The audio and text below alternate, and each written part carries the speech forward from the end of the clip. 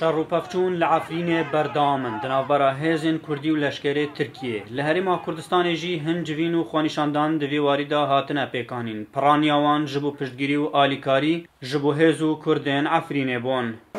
Efrîn beşeke ji axa Sûriyayê ew ku evrika dewleta Tirkiye encam datin pêşîlkirina qerarat û yasayên nîvdewletî ne. ام دخواست دکن که شر بهتر گرفتن و به گفتگو دیالوگ چارەسەریya کشن خو انجام بدن و هر واسه ام پیشگیریا درست کردن ناوچه‌ها یا آرامی که امریکا پیشنهاد کردن ناوچه‌ها آرام بهتر درست کردن گفته ده همین هزن کردی اداره یا مدنی اداره دانه که مدنی ورده بگن. Ji aliyekê din li Kongera Rojnamavaniya vê dawiyê yanî Çîrvan Barzanî serokê hikûmeta Herêma Kurdistanê ku ji bo hin pirsên navxayî yên Iraqê û seredan û civînên serokê hikûmetê hatibû pêkanîn li dor rewşa Efrînê jî wiha gotibû.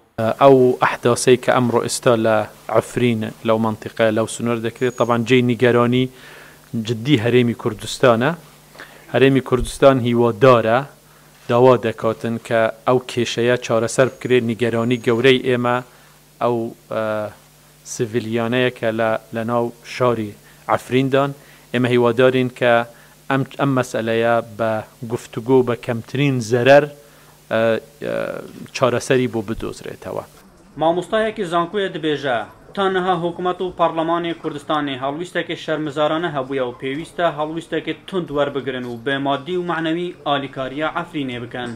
ئەوە ئیرۆ لە عەفرین تێتەکردنی بڕاستیژی هەواش ناوبەرنا کوردانە یعنی شێوەیەکە دیبێژم جینوسایدا ئارمانجی هەموو دەستکەفتی نەتەوەی نیشتیمانیەت کورد و کوردستانی هەر چار پارچەی کوردستانی و تاریکردنا پاشە ڕۆژە کوردانە لە جیهانێ بەربێ چەندێکی پێویستە gelê Kurd her çar parçet Kurdistanê û cîhanê bi giştî bû Efrînê rabîte serpiya başûrê Kurdistanê jî di nav da heta vêgavê ew tiştê hatî kirinê hikûmet û perlemanê Kurdistanê helwestekê şermizarane ye pêwîst e helwestekê tund wergirin eger ew nûneriya gel û welatê xwe dikin pêwîst e li pişta Efrînê bi maddî û meعنewî harîkariya Efrînê bikin her wasa rê bidin cemawerê Kurdistanê bi taybetî li Hewlêrê Dûkê birê ji te sercada piştevaniyê li Efrînê bikin.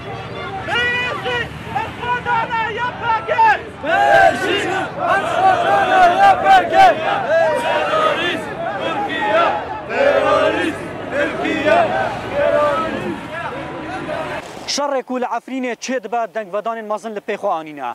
Herêma Kurdistanê jî li ser astên cuda cuda hatiye deng û dibêje divê ew şer bila siwara seknandin. Li çavdêrên siyasî dibêjin Herêma Kurdistanê weke pêtivî ji bo Efrînê nehatiye deng. Divê gavên wê ciddî û kirdewî bin ji bo seknandina şerrê Efrînê. Ehmed Zêbarî dengê Amerîka. Hewlêr.